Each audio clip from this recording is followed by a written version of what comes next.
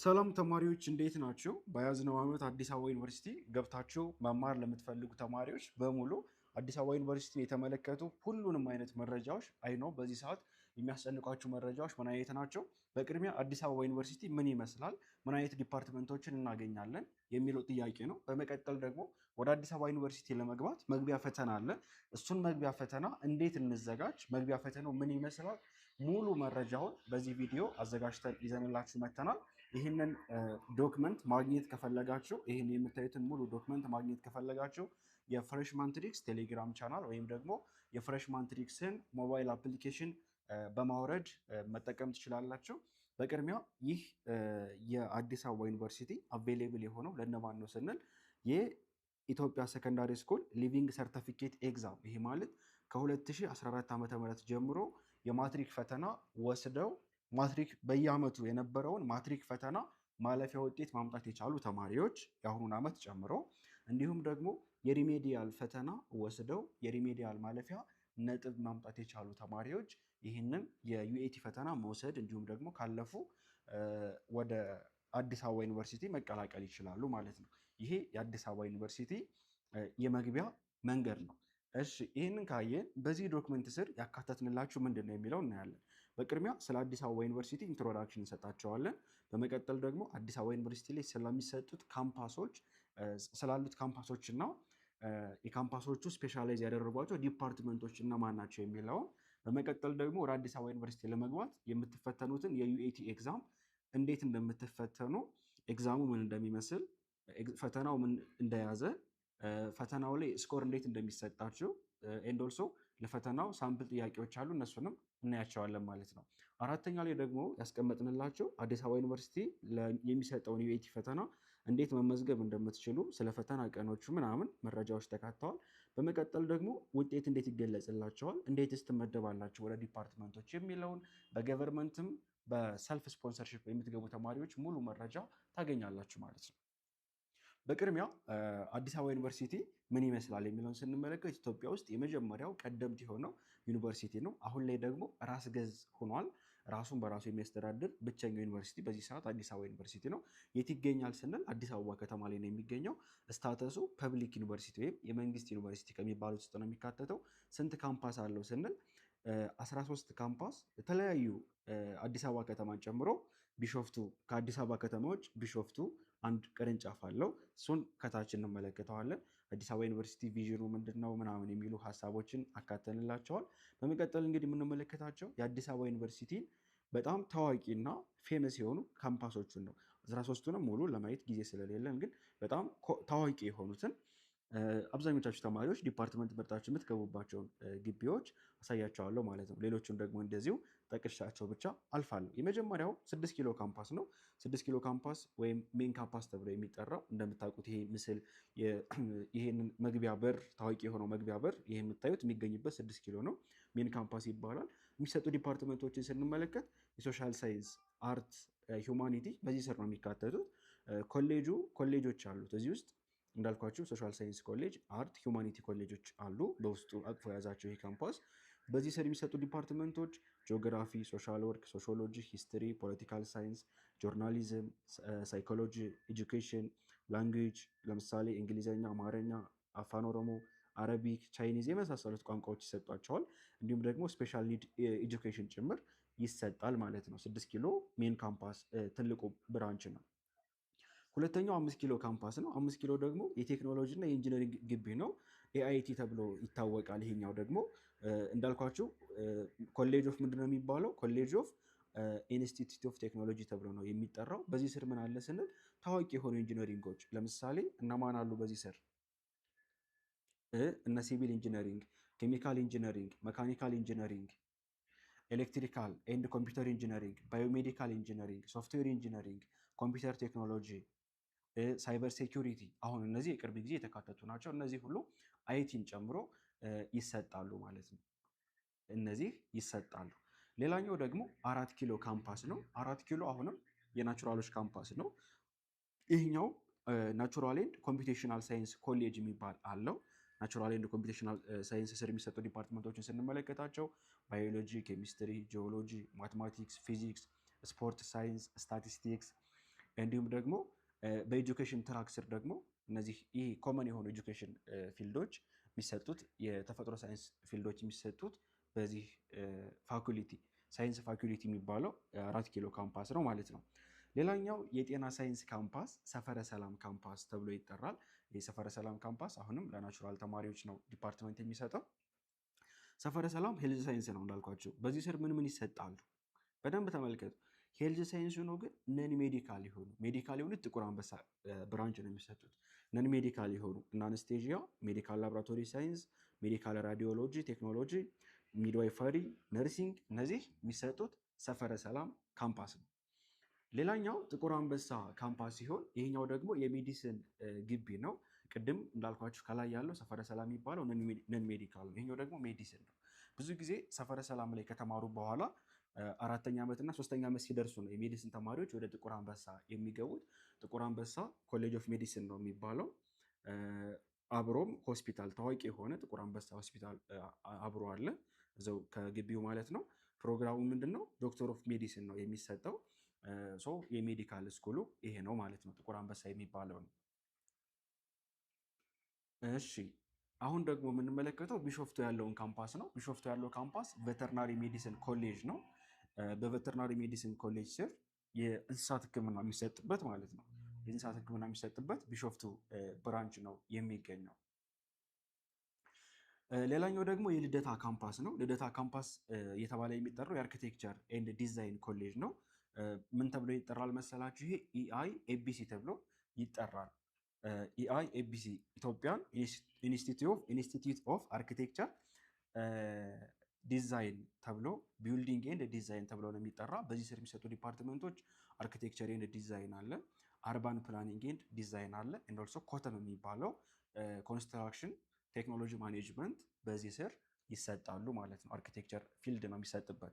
ሌላኛው ደግሞ የሶሻል ሳይንስ ካምፓስ የሆነው ሜክሲኮ ካምፓስ ነው። ይሄ ኮሜርስ ተብሎ ይጠራል። ኮሜርስ ተብሎ ይጠራል።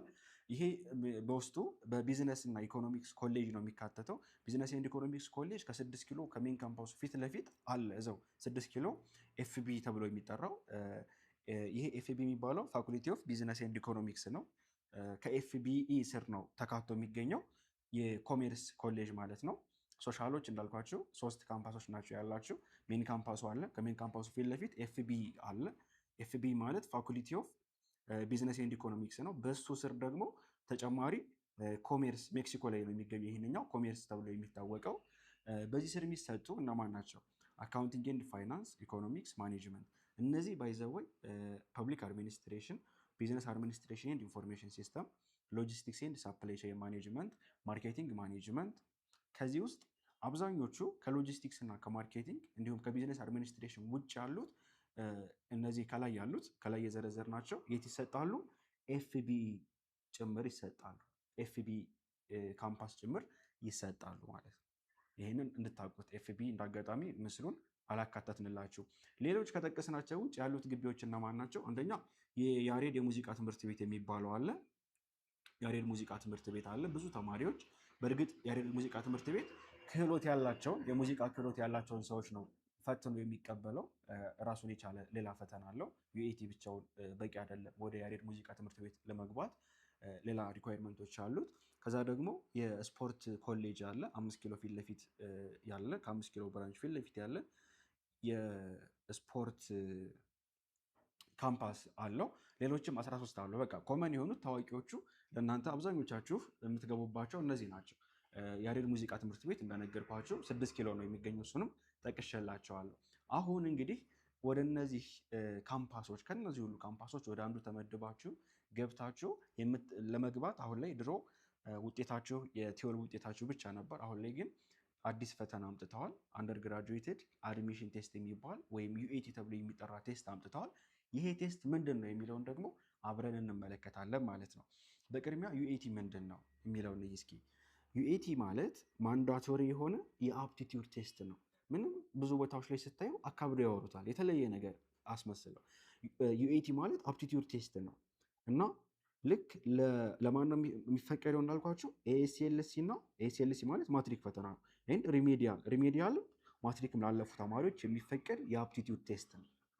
ምንድነው የሚይዘው በውስጡ ቨርባል እና ኳንቲታቲቭ ሪዝኒንግ ጥያቄዎችን የያዘ ነው። ምንድነው ዓላማው? ኤአዩ የሚገቡ ተማሪዎች ምን ያክል ብቁ ናቸው ፊውቸር ሰክሰሳቸውን ለመወሰን እና አወዳድሮ በጣም ጥራት ያላቸውን ተማሪዎች ለመቀበል ሲባል ነው የተደረገው። ዩኤቲ ምን አይዝም? ዩኤቲ ምንድን ነው የሚለው በዚህ መልኩ አይተናል። ዩኤቲ ምን አይደለም የሚለውን ስንመለከት ሰብጀክት ስፔሲፊክ ኤግዛም አይደለም። ለምሳሌ ሁለቱ አስቶዎች የሚፈትኑ ሰብጀክት ስፔሲፊክ ነው። እንዲሁም ሁለቱ አስቶዎች ማትሪክ የተፈተናቸዋቸውን 5ቱን ትምህርቶች ይህንን ሳይጨምሩ ኤስኤቲን ሳይጨምሩ ነው የሚፈትኗቸው። ኤስኤቲን ሳይጨምር ነው። ይሄኛው ደግሞ ሰብጀክቶቹን ትቶ ኤስኤቲን ብቻ ነው የሚፈትናቸው ዩኤቲ እና የሚሞራይዜሽን ቴስትም አይደለም። ጀኔራል ኤቢሊቲን ፕሮብለም ሶልቪንግ ስኪል የሚጠይቅ ነው እንጂ ሸምድዳችሁ የምትመልሱት ነገርም አይደለም። እና ዩኤቲ የኤስኤቲ ወይም የስኮላስቲክ አፕቲቲዩድ ጥያቄ ነው። አሁን ደግሞ የዩኤቲ ኤግዛም ስትራክቸር እንመልከት። ዩኤቲ ኤግዛም ስትራክቸሩን ስናየው 120 ደቂቃ ነው የሚፈቀድላችሁ በአጠቃላይ 2 ሰዓት ማለት ነው። ጥያቄዎቹ 100 ናቸው፣ የምርጫ ጥያቄዎች ናቸው። 55 ቨርባል ሪዝኒንግ ጥያቄዎች፣ 45 ደግሞ ኳንቲታቲቭ ሪዝኒንግ ጥያቄዎች አሉ። ኤስኤቲ ስለተፈተናችሁ አዲስ አይደላችሁም። ለዚህ የመጀመሪያዎቹ 55ቱን ቨርባል ሪዝኒንግ ጥያቄዎች ለመጨረስ 60 ደቂቃ ይፈቀድላቸዋል። ቨርባል ሪዝኒንጉ 60 ደቂቃ እንደጨረሳችሁ ወደ ማን ይገባል ማለት ነው? ወደ 45ቱ ኳንቲታቲቭ ሪዝኒንግ።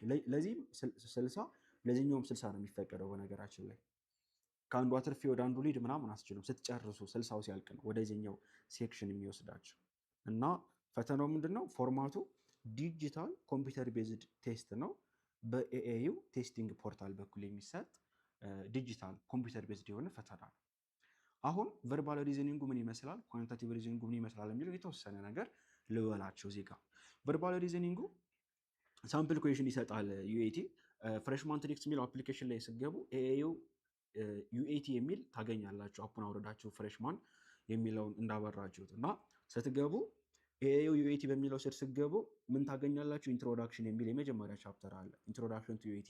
ይሄንን ፋይል የአሁኑን ማሳያችሁን ፋይል ጨምሮ ከዛ ደግሞ ከዩኒቨርሲቲ የወጡ ሳምፕል 1 ሳምፕል 2 እስከ 4 ድረስ ያሉ 4 ሳምፕል ፈተናዎች ተቀምጠውላቸዋል። ፕራክቲስ እንድታደርጉ አስቀምጠንላቸዋል። ከዩኒቨርሲቲ የተወሰዱ ሌሎች ብዙ ፈተናዎችም አስገብተንላቸዋል። የዩኒቨርሲቲውን ሳምፕል መሰረት አድርገን ማለት ነው። እና ተመልከቱ፣ አሁን በዚህ ኮመን የሆኑት ሪዲንግ ኮምፕሬንሽን ኤንድ ኦልሶ ራይቲንግ ኤንድ ላንጉጅ ጥያቄዎች ኮመን ናቸው። የሆነ ነገር እላቸዋለሁ ሌላ ያዘጋጀ ነው ስላለ እና በቨርባል ሪዝኒንጉ ፓሴጅ ሳምፕል ተብለው ከተወሰዱት ውስጥ የሳይንስ ሀሳቦች፣ የጂኦግራፊ ሪሌትድ ሀሳቦች፣ የሂስትሪ ሀሳቦች ሊካተቱበት ይችላሉ።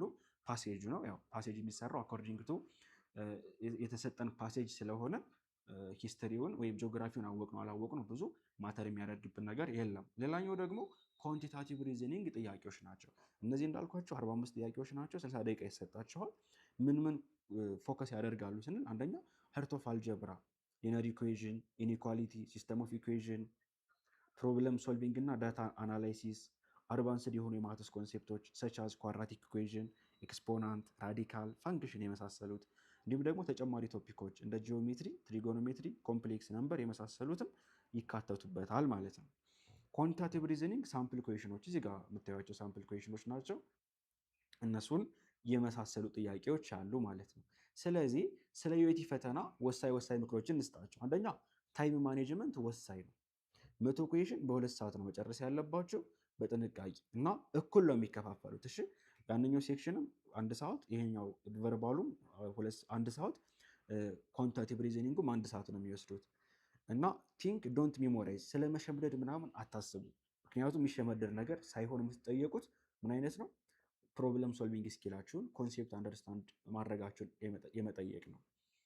ሁለቱም የተለዩ ሴክሽኖች ናቸው። ዲጂታል ፎርማት ነው ፈተናው። እነዚህን ከያዛችሁ ስለ ዩኤቲ በቂ ነው። አሁን ለዩኤቲ እንዴት ነው የምንመዘገበው? ፈተና ለመፈተን ስትሉ መጀመሪያ ማትሪክ ውጤት መገለጽ አለበት። ለዩኤቲ ገብታችሁ እንትን ለማድረግ ውጤት እንደተገለጸ ነው የሚከፈተው ፖርታሉ ለእናንተ መመዝገብ የምትችሉት።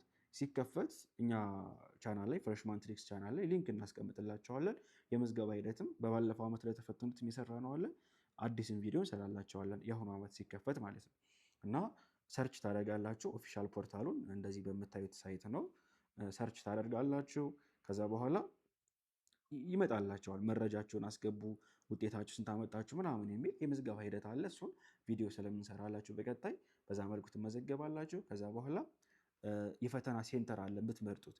የፈተና ሴንተሮች ምንድን ናቸው? ዩኒቨርሲቲዎች ናቸው። በቅርባችሁ ያሉ ዩኒቨርሲቲዎች ለምሳሌ አማራ ክልል ያላችሁ ተማሪዎች ጎንደር ዩኒቨርሲቲ፣ ባህር ዳር ዩኒቨርሲቲ፣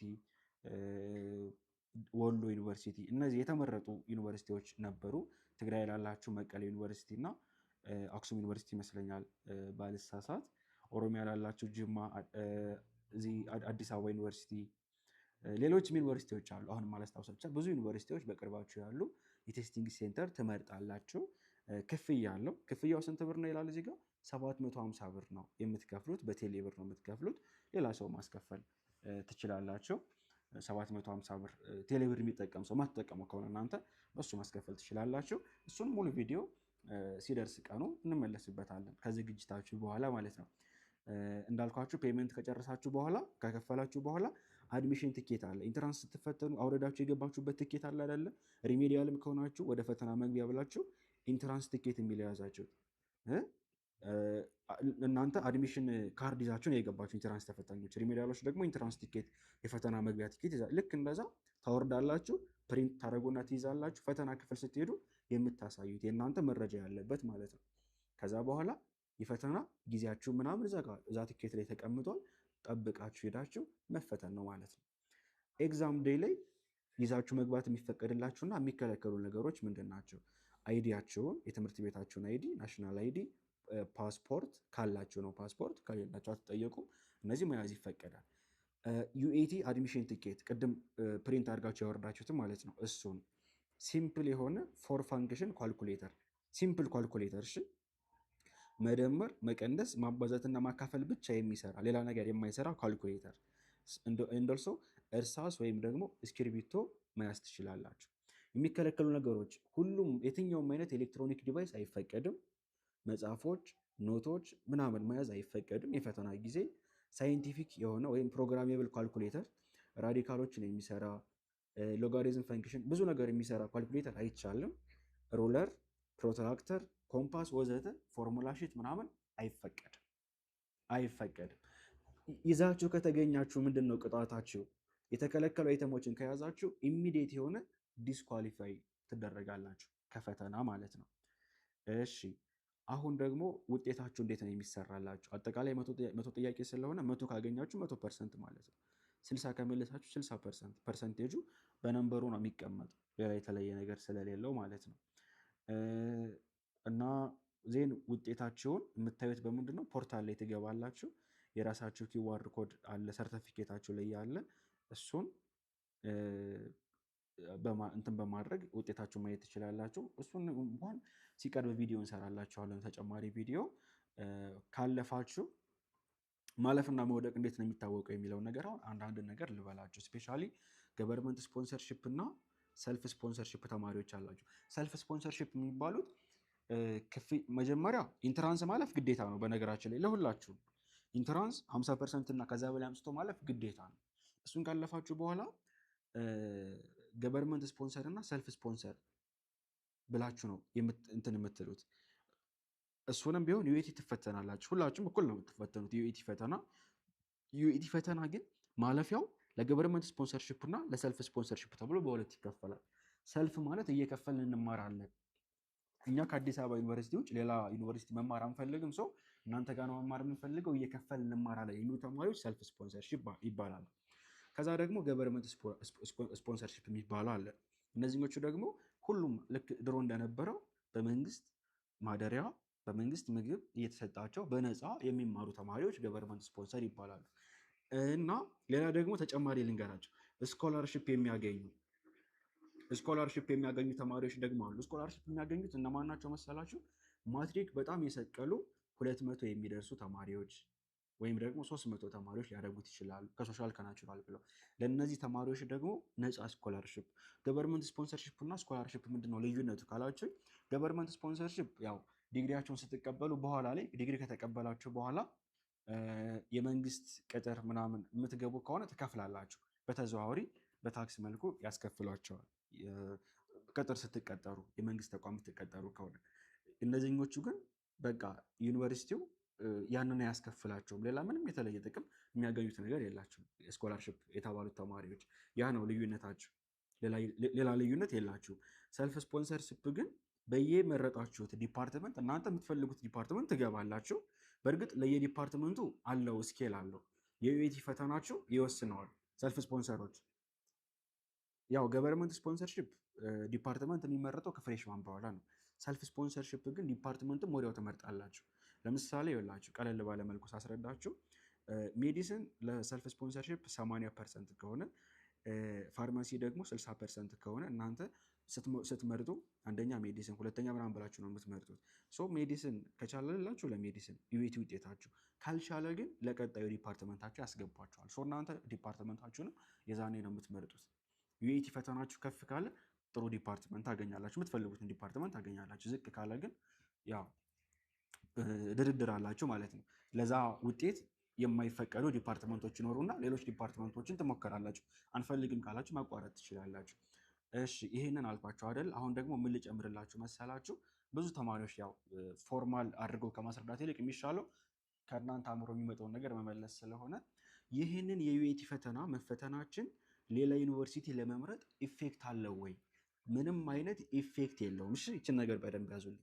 አዲስ አበባ ዩኒቨርሲቲ መግቢያ ፈተና ዩኤቲ ተፈትናችሁ ሌሎች ዩኒቨርሲቲዎች ምንም ኢፌክት የለውም። አንደኛ ዩኤቲ ቀድሞ ነው የሚጠናቀቀው። የዩኤቲ ምደባ ያለፈና የወደቀ ቶሎ ነው የምታውቁት። ከዛ በኋላ ሌሎቹን ሞልታቸዋል። ዩኤቲ ካለፋችሁ ዩኒቨርሲቲዎቹ እርስ በርስ ስለሚግባቡ ያንኛው ዩኒቨርሲቲ እናንተ ይተዋቸዋል።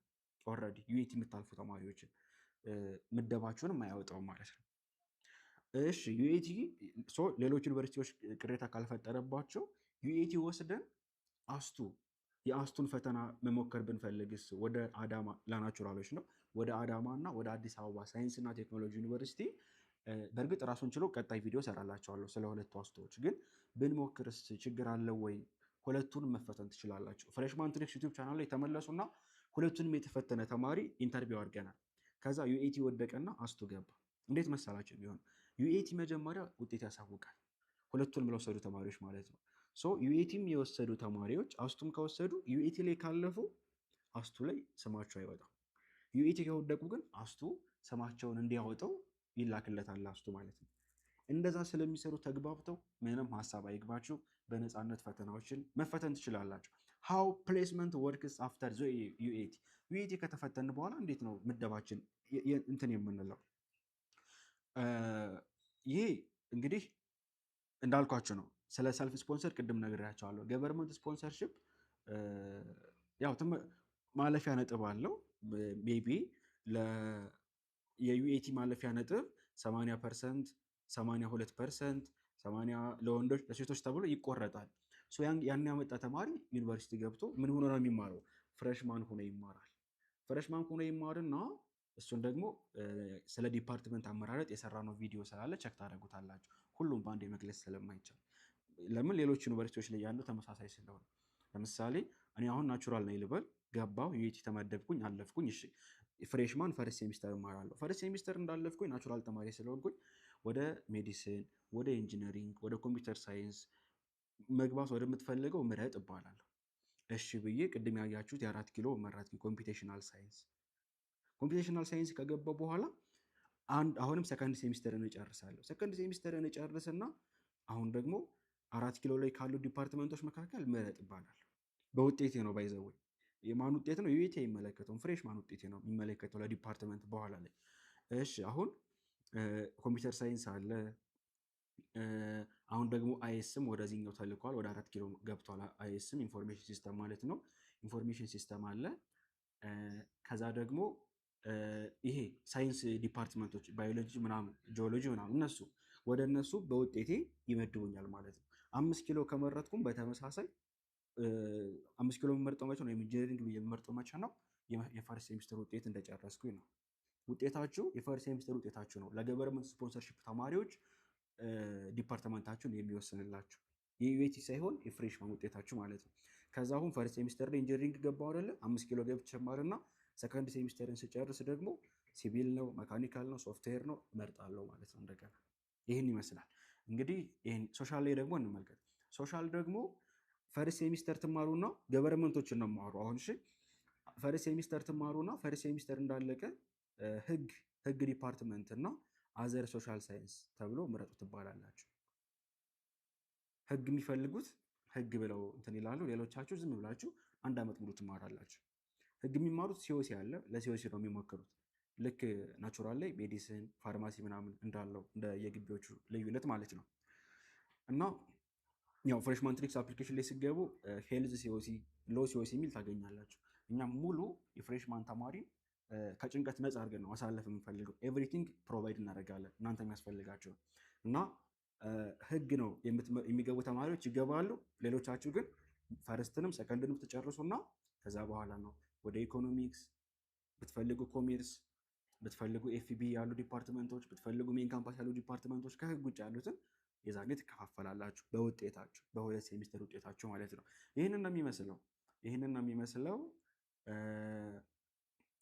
እሺ ስለ ፕሌስመንት እዚህ ጋር ያለው ፕሌስመንት ስለ ዲፓርትመንት ፕሌስመንት ሳይሆን እንዴት ነው ወደ ዩኒቨርሲቲው የምትጠሩት ስለሚለው ነው። ያው ዩኒቨርሲቲ ሲጠራችሁ ውጤታችሁ ነው ጀስት ቸክ የሚያደርገው ዩኢቲ ፈተናችሁ ማለት ነው።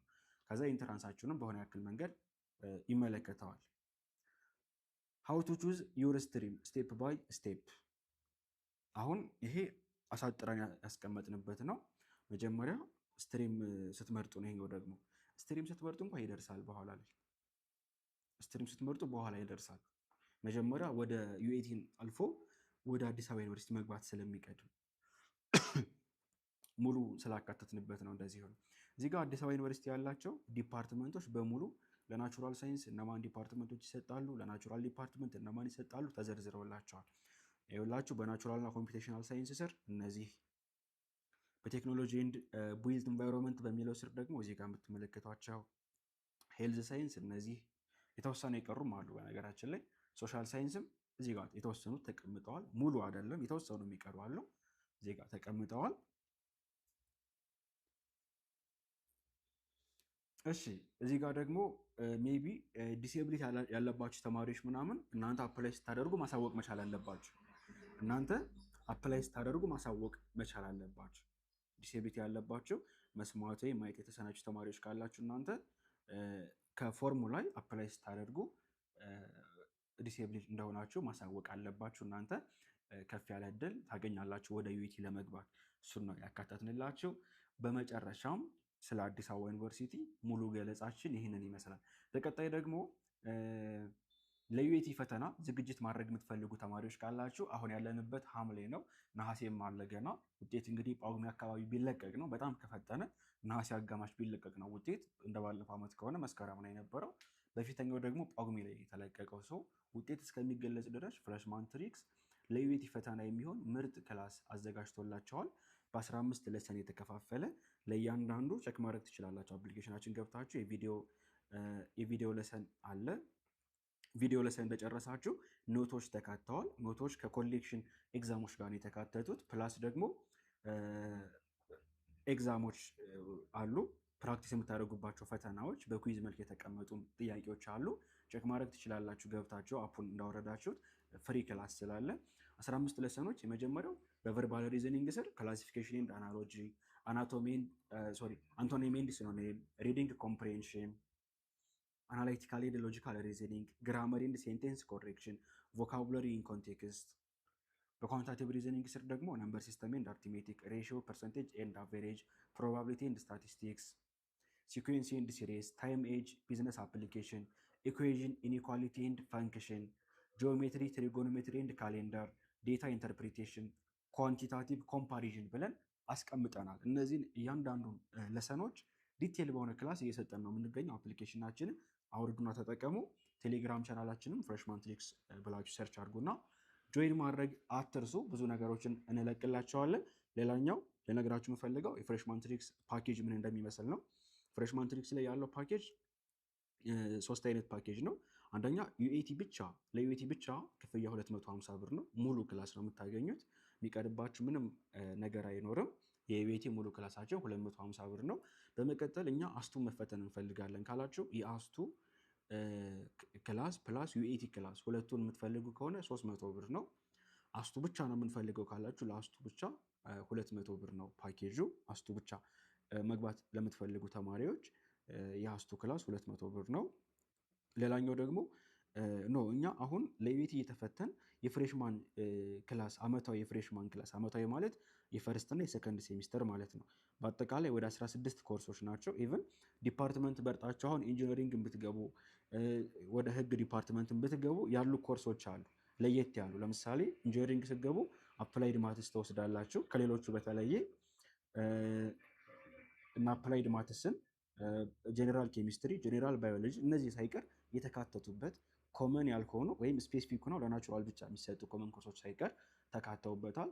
ፍሬሽማን ኮርስ ሙሉም ፍሬሽማን ኮርስ ከፈለጋችሁ ኢት ዲፔንድስ ለሶሻሎች ትንሽ አነስ ያለ ስለሆነ 1000 ብር ነው ፍሬሽማን ኮርስ። ለናቹራሎች ደግሞ ከፍ ይላል። ለነሱ ደግሞ 1200 ብር ነው። ለናቹራሎች ትንሽ በዛ ስለሚል ነው ይሄ የሆነበት ምክንያት። ኮርሶቹ ይበዛሉ ናቹራል ላይ ስትገቡ። የሁለት ሴሚስተር ኮርስ ነው በነገራችን ላይ። ይሄ ፍሬሽማን ኮርስ ብቻ ነው። ነገር ግን ፉል ፓኬጅ እፈልጋለሁ ካለስ ፉል ፓኬጅ ማለት የዩኤቲ ፈተና ፕላስ የአስቱ ፕላስ የፍሬሽማን ፕላስ ደግሞ የጤና ሲኦሲ እና የህግ ሲኦሲ ተጨምሮበት በ1500 ብር ብቻ ቀርቦላቸዋል። 1500 ብር ብቻ ከፍላችሁ መጠቀም ትችላላችሁ። ይሄኛው ፓኬጅ ሲኦሲ ይዟል በውስጡ ሲኦሲ በውስጡ ይዘዋል። ይሄኛው ፓኬጅ እዚህ ጋር ያለው ፓኬጅ እንደምታየው ሲኦሲ ያለው። ይሄኛው ግን ሁሉንም ነው ያካተተ። አንድ ፍሬሽ ተማሪ የሚያስፈልገውን ሀሳብ በሙሉ እኛ ላይ ነው የሚጥለው። ቪዲዮ እንሰጠዋለን፣ ኖት እናቀርብለታለን፣ ፈተናዎችን እንሰጠዋለን። ሙሉ ሀሳቡን እኛ ላይ ጥሎ ነው አመቱን የሚጨርሰው ማለት ነው። ይሄኛውን ፓኬጅ ከገዛ ይሄኛውን ከሆነ ዩኤቲ ብቻ ስልጠና ያገኛል። እዚህ ጋር የአስቱና የዩኤቲ ይሄኛው የአስቱ ብቻ ነው። ፍሬሽማን ላይ ሲገባ ግን ፍሬሽማን ፕላስ ሲኦሲ ነው ይሄኛው በ1000 ብር ለሶሻል ለናቹራል ደግሞ በ1200 ብር ያቀረብንላችሁ ፓኬጅ ማለት ነው። ኤኒዌይስ አፕሊኬሽናችን ቼክ አድርጉ። ብዙ ነፃ ክላሶች አሉን። ኢንትሮዳክሽኑ ብቻ ስገቡ እንኳን በነፃ የተቀመጣችሁ ላይ ይህንን ቪዲዮ ጨምሮ ይህን የምታዩትን ኖት ኮርስ አውትላይኑን ምናምን ማግኘት ትችላላችሁ። አዳዲስ መረጃዎች ደግሞ ለማግኘት ቴሌግራም ላይ ፍሬሽማን ትሪክስ ብላችሁ ሰርች አድርጉና እንትን ብሉ። ያልገባችሁ ነገር አለ ጻፉልን በኮሜንት። በቀጣይ ቪዲዮ ይዘን እንመለስበታለን።